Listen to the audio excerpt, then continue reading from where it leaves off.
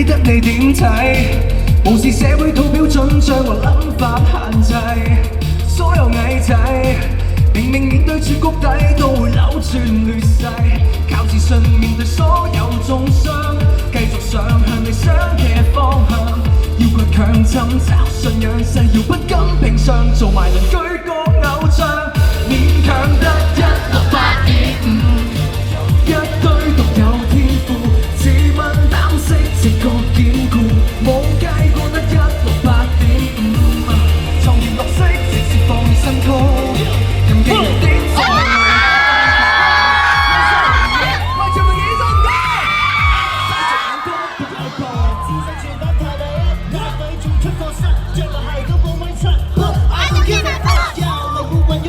逼曬啲頭腦白痴，全世界都知最好歌係美式，最長補短嘅始祖，不斷自我檢討，夠高先夠安全感，坐巴士咪條件好，中意威，識玩抽揀重心低，嘅人保理論 Lisa Elsa everybody drop drop drop，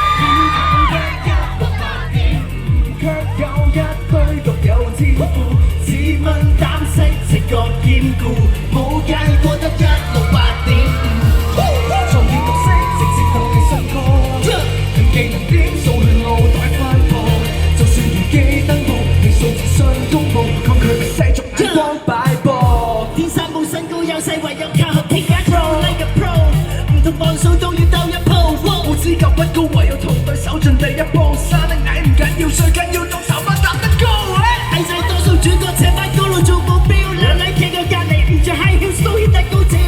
一時蠱惑，一時坦白先係最高招。就連公安身高都做。勉強得168.5，卻有一堆獨有天賦，自問膽識直覺堅固，冇計過得168.5，創意角色直接放你新歌，點數係路來分佈，就算唔記登報，你數字信公佈，抗拒被世俗眼光擺佈。